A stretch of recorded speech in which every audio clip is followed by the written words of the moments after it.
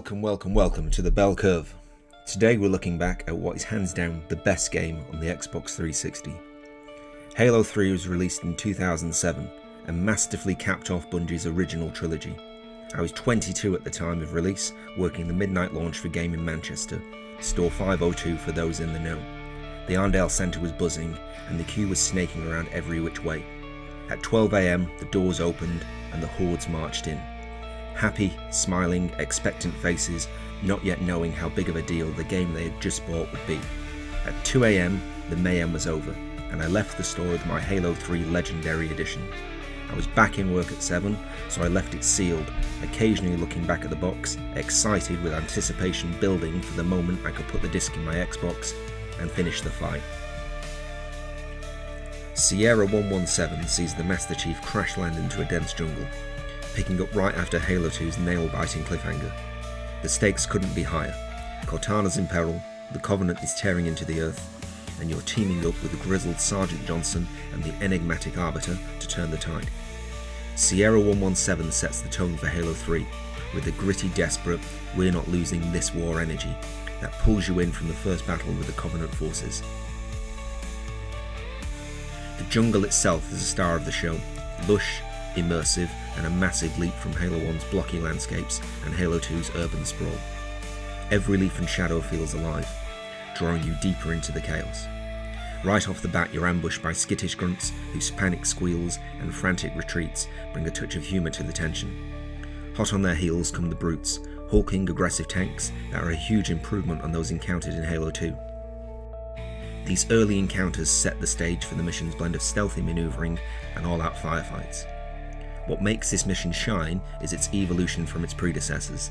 The assault rifle, a fan favourite from Halo 1, returns with a punchier feel, while new Covenant weapons like the Spiker, a brute-crafted SMG, add fresh flavour to your arsenal. Dual wielding is carried over from Halo 2 and feels refined, avoiding the overpowered SMG chaos of the past.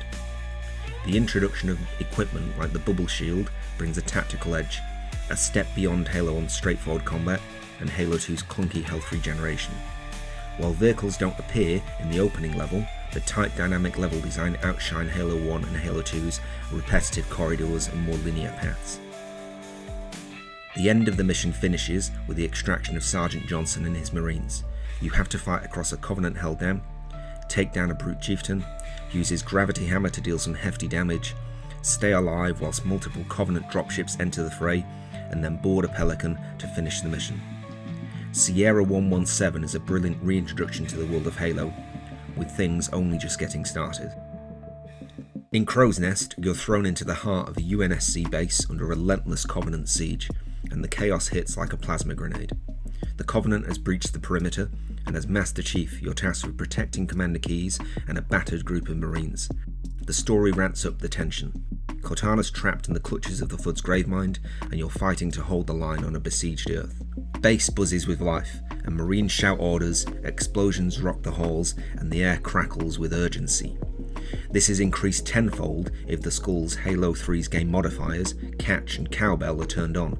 Catch makes enemies throw more grenades, and Cowbell increases the acceleration from explosions. Brutes barge through tight corridors, forcing you to adapt fast in close quarters combat. Manning turrets to mow down enemies or weaving through the base's claustrophobic passages, you feel like the linchpin in a crumbling defence. Commander Keys shines as a steely leader, barking orders with authority, while Sergeant Johnson's sharp one-liners cut through the tension, grounding the squad's camaraderie. Crow's Nest evolves the Halo formula in exciting ways. The battle rifle, a Halo 2 staple, returns as a precision powerhouse, perfect for lining up headshots on charging enemies. Where Halo 1 leaned on open spaces and Halo 2 tightened the focus, Halo 3 strikes a perfect balance. Corridors are intense but never suffocating, keeping every firefight dynamic. The trip mine equipment adds a strategic twist, letting you set traps that outsmart the straightforward brawls of earlier games. Story-wise, the stakes feel deeply personal, unlike Halo 1's galactic discovery or Halo 2's Covenant Civil War. Crow's Nest grabs you and doesn't let go with its relentless rhythm. 1 second you're holding off enemies at choke point, the next you're charging through waves of foes with Keys and Johnson's voices driving home the stakes. It's Halo at its rawest, gritty, intense, and filled with moments that make you feel like the last hope for humanity. Tsavo Highway. This is where Halo 3 cranks the adrenaline to 11. As Master Chief, you're escorting Marines out of a shattered UNSC base, tearing through Covenant forces in the iconic Warthog. The story surges forward. Earth is reeling under the Covenant assault, and you're racing towards Void to stop the Prophet of Truth from unleashing galactic destruction. The mission delivers pure, high-octane chaos. Vehicle-based levels have always been some of my favourite to play, and this first introduction to the Warthog does not let you down. The open terrain stretches before you, a playground for the Warthog's roaring engine as you mow down Covenant grunts, their panic squeals drowned out by the screech of tyres. Brutes in their sleek, deadly choppers, new brute-crafted bikes, charge at you, adding a ferocious edge to the early skirmishes. The UNSC Marines ride shotgun and man the turrets, slicing through enemies with lethal precision, terminating the Covenant with extreme prejudice. All the while the iconic Halo piano riff surges in the background, pumping you up for the fight. Whether you're weaving through wraith barrages or gunning down choppers, every moment feels like a cinematic thrill ride. Tsavo Highway refines the Halo formula in bold ways. The Warthog's handling is a dream smoother than Halo 1's clunky physics and Halo 2's rigid controls, letting you drift and swerve with finesse. The new brute choppers bring a fresh challenge, their speed and aggression unmatched by anything in the earlier games. Unlike Halo 1's repetitive open plains, or Halo 2's heavily scripted vehicle sections, Halo 3's dynamic open areas give you the freedom to carve your own path through the chaos. What makes Tsavo Highway unforgettable is its sheer joy, crashing through grunt squads, dodging plasma mortars, and charging towards the climactic bridge assault. The final push across the bridge, with Covenant forces throwing everything they've got, sets the stage for the next big showdown. This mission isn't just a drive, it's a declaration that you're a one-Spartan wrecking machine and nothing is going to stop you. The storm begins as you enter the war-torn city of Void. The stakes are high. Cortana's chilling warnings about the Flood echo in your mind, and every second counts. Rain is pouring, smoke is choking the air, and explosions light up the battlefield.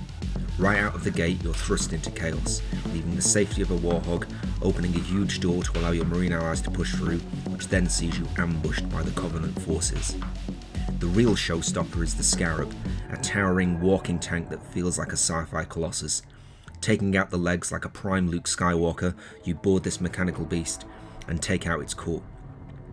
The end of the mission sees you storm a hill and take out an anti-aircraft Wraith cannon, with those plucky UNSC Marines and the Arbiter at your side. The next mission, Floodgate, plunges you into a nightmare. The Flood have crash-landed in Void, turning the city into a grotesque battlefield. And as Master Chief, you're teamed up with the Arbiter and elite allies to stem the tide. The story hits hard with a bombshell. Cortana's got a risky plan to stop the Flood, and the weight of that revelation hangs over every step. Whilst not on par with the Flood reveal in Halo 1, the atmosphere is thick with dread. Shadows flicker, and Flood forms leap from corners, their twisted, mutating bodies relentlessly charging at you. You'll face swarms of infection forms that skitter and pop, alongside hulking combat forms that lurch unpredictably, making every encounter a heart-pounding scramble. The creepy ambience, paired with the Flood's chaotic onslaught, feels like you're fighting through a sci-fi horror movie. Floodgate evolves Halo's formula. The energy sword, a Halo 2 favourite, returns, sharper and flashier, perfect for slicing through Flood hordes. The flamethrower can be used for roasting swarms, something Halo 1 and Halo 2 never offered. But with the speed and aggression the Flood show, I always preferred to fight with something a little more up close and personal. The Flood AI is a step up, far smarter than Halo 1's mindless swarms or Halo 2's predictable waves, keeping you on the edge as they flank and overwhelm. The ranged combat forms are the most unwelcome of the new Flood enemy types, as they snipe from a distance with absolute precision. Playing on Legendary with these enemies taking potshots is a real war of attrition. Story-wise, the Elite Alliance makes a bold shift from Halo 1's Lone Wolf vibe and Halo 2's Arbiter-focused perspective, making this fight feel like a united front against the cosmic threat. What makes Floodgate unforgettable is its relentless tension. The Flood's terrifying chaos, Cortana's cryptic and desperate message, and the camaraderie of your elite squad create a mission that's as emotionally gripping as it is unnerving. It's Halo reimagined as a horror epic. The galaxy is in peril, Cortana is still to be rescued, and we're 5 missions in. The Ark is my favourite of the Halo 3 missions, and it launches Halo 3 into a breathtaking spectacle, where the fate of the universe hangs in the balance. As Master Chief, you touch down on a sprawling Forerunner megastructure, hot on the trail of the Prophet of Truth to prevent him from activating the Halo rings and erasing all life. The sheer scale of this mission will leave you awestruck. Vast deserts dotted with gleaming Forerunner structures stretch out before you, setting the stage for a whirlwind of destruction. Once through the initial stages of the mission, the game becomes a vehicular playground. In the blue corner we have ATVs, Warthogs and Scorpion tanks, and in the red corner we have Prowlers, Ghosts, Choppers and Wraiths. It's a relentless mix of action that has you pushing on through the mission. Once the UNC forces have got through the first Forerunner structure, you emerge into an all-out war. Weapons are firing, vehicles are exploding, and then you hear over the comms, "Scarab's back. This time it means business." Hopping onto a chopper and boosting off a Wraith structure gets the Scarab down in record time. You then work your way up and then into the next Forerunner structure. Have a one-on-one duel with a Brute Chieftain, so long as you don't engage the other Brutes. Then Sergeant Johnson swoops in to pick you up, and it's coffee, cake and handshakes all round. Well, not quite. What makes the Ark unforgettable is its exhilarating grandeur. It's a sandbox of pure destruction. Tanks rumbling, Scarabs collapsing, and vistas that stretch on into the stars. The story's relentless momentum and the thrill of battling across a Forerunner world make you feel like a true hero. The next mission, the Covenant, is a sprawling assault that feels like the entire trilogy's been building to this moment. As Master Chief, you storm the Prophet of Truth's towering citadel alongside the Arbiter and elite allies, fighting to shut down the Halo Ring's firing system. The mission is a dazzling greatest hits reel. After a very bumpy landing, the Chief picks up a Spartan laser and begins to delete the Covenant forces from existence. Once the beach assault is concluded, and if you've played Halo 1, you get a great swell of nostalgia as you and your Marine buddies jump into a Warthog and go racing up the hill. At the top, you remove the forces guarding the first spire and race inside. Jump on a lift, take out the brutes and deactivate the spire. It's then a race out of the spire, into a mongoose, down the hill, and then you take to the skies in a Hornet as you push on to deactivate the second spire. If only it was so easy. The Flood come crashing through the window, the pace never lets up as you descend the spire, hop onto another Warthog, race up and down a hill, into another Hornet, and then over the comms you hear, 2 Scarabs. I repeat, 2 Scarabs. Whilst easier to defeat in the Hornet than on foot, it's clear the intent of the Covenant are throwing everything at you. From soaring dogfights in the nimble Hornet to rumbling tank battles against Wraiths, the action crescendos of the final Scarab takedown that feels like toppling a fortress. The Arbiter, now a true brother in arms, cuts through enemies with fierce precision. The gleaming Forerunner towers, shimmering against the alien sky, make every vista feel epic. The end of the mission sees you breach the Citadel and remove the Prophet of Truth from his throne. The start of this assault, however, sees you gain a new ally in the Flood. The partnership doesn't last long, but as you go tearing across the bridge with the Arbiter and the Flood at your side, mowing down wave of Covenant forces, nothing in Halo 1 or 2 come close to matching it. The mission pushes Halo's gameplay to new heights, outshining its predecessors. The Hornet's aerial combat flows effortlessly, a leap beyond Halo 2's clunky Banshee levels and a feature Halo 1 never really touched. The mission's massive scale dwarfs Halo 1's smaller skirmishes and Halo 2's less diverse battles, blending infantry firefights, vehicle mayhem, and towering objectives into a seamless, heart-racing experience. What makes the Covenant unforgettable is its sheer magnitude. Epic battles that span air, land, and alien citadels, paired with high emotional stakes. It's Halo at its boldest. The mission Cortana throws you into a flood-infested high charity, a nerve-shredding descent into the heart of the ship.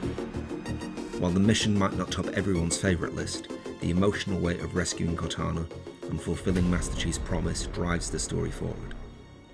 You're plunging into the Gravemine's lair to save your closest ally. The story cuts deep, Chief's unbreakable bond with Cortana takes centre stage, making every step feel like a victory.